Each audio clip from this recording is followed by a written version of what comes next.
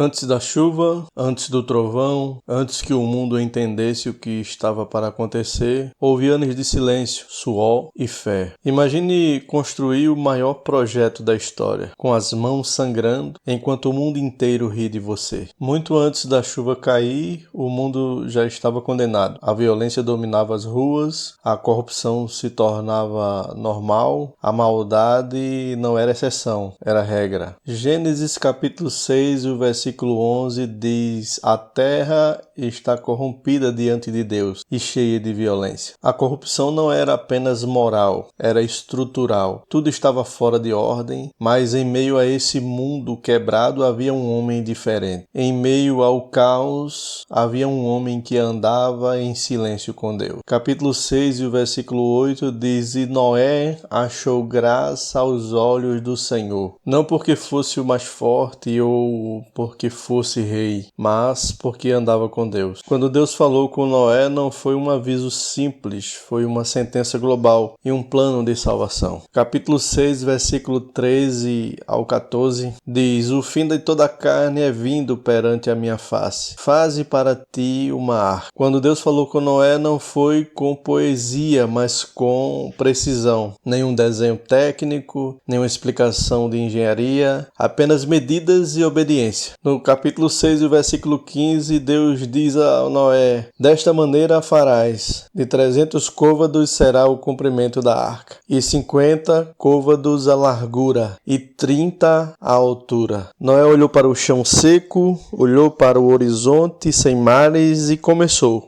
Isso significava algo colossal, mais de 130 metros de comprimento, o equivalente a um prédio de vários andares, feito inteiramente de madeira e em terra seca. Imagine Noé olhando para o campo vazio, sem porto, sem mar e sem referência. Mas, mesmo assim, ele começou. E antes da madeira veio a terra. O solo precisava suportar milhares de toneladas. Foram pedras arrancadas à força, raízes antigas cortadas com machado cego. O chão foi compactado com peso humano, passo após passo, sem máquinas, sem atalho. E enquanto isso, vozes ecoavam: você enlouqueceu, Noé? Para onde esse navio vai navegar? Mas a Bíblia resume décadas de esforço em uma única frase. Capítulo 6, versículo 22. E assim fez Noé conforme a tudo que o Senhor lhe mandou. A madeira era de gopher, resistente, resinosa, difícil de cortar. Árvores gigantes tombavam com estrondo que ecoavam pela floresta afora. Provavelmente árvores ciprestes não caíam sozinhas, porque eram enormes e precisavam ser derrubadas com machados de bronze. E depois que a árvore caía, vinha o pior, que era mover o tronco. Sem rodas, sem máquinas, sem animais suficientes. Troncos rolavam sobre os outros troncos menores. Avançar poucos metros por dia leva um dia inteiro.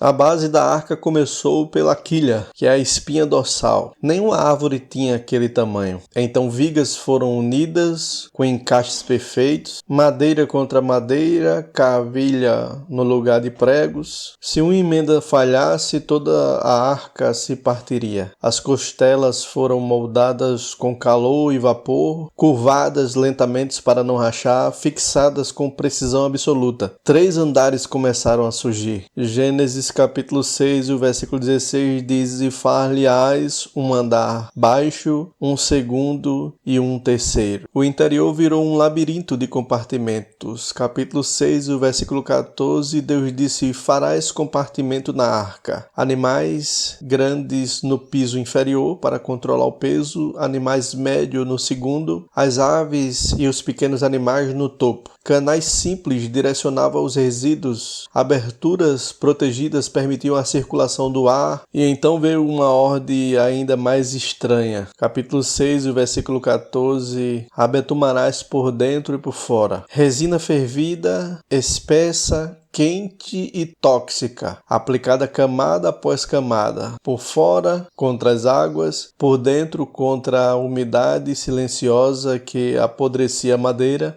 E no versículo 21, Deus disse: toma contigo de todo o mantimento que se come. Seriam necessárias toneladas de comida. organizadas e protegidas da umidade. E então, sem aviso, eles vieram. Capítulo 7, versículo 9 diz: E vieram a Noé na arca de 2 em 2. Leões caminharam ao lado de cordeiro, aves pousaram sem medo, répteis rastejaram em silêncio. Nenhum caos, nenhuma luta, cada criatura parecia saber exatamente para onde ir. Quando o último entrou, Noé e a sua família entraram também. 8 pessoas, toda a esperança da terra. Então aconteceu algo que Noé não fez. Capítulo 7, versículo 16 diz: E o Senhor fechou a porta. Capítulo 7, versículo 11 diz: E foram rompidas todas as fontes do grande abismo. A chuva caiu 40 dias e 40 noites. O mundo desapareceu sob as águas, mas a arca flutuou. Prevaleceram as águas por cerca de 150 dias. Capítulo 7, versículo 24. Meses depois, a arca repousou sobre o monte de Ararat.